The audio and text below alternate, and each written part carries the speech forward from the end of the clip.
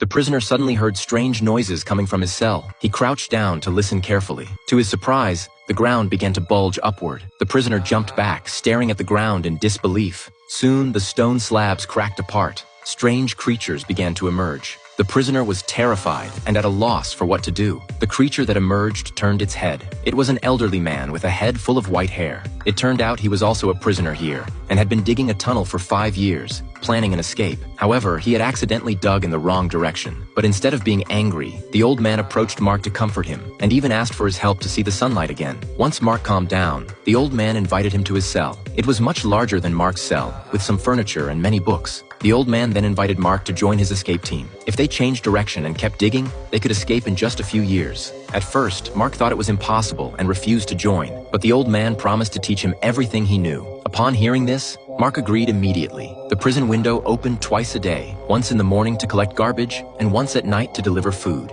During the rest of the time, they could dig the tunnel freely. The old man used a knife to cut off a small strand of his hair, then used a stone to light it. Finally, he lit a homemade candle, crawled into the tunnel, and began digging. During their free time, he also taught Mark various skills. The only thing they had to be careful about was making sure the 2 points were correct, placing the tray at the window of the cell door. As long as the tray was in place, no one would look inside. This way, Mark not only learned a lot of knowledge, but also picked up martial arts skills. As they dug deeper, the old man finally made a new discovery one day. He carefully crawled forward and discovered that the dirt was made of plant roots. This meant they were very close to the surface. Both of them were thrilled. Mark quickly returned to get better tools, but unexpectedly, the tunnel began to collapse. He rushed to warn the old man to leave, but it was too late. The old man was buried under the falling rocks. Mark rescued him from the tunnel, but the old man was already dying, his lungs severely damaged. He knew his time was short and told Mark his secret. Under the books, there was a stone slab with a treasure map. He hoped Mark would go out and find the treasure,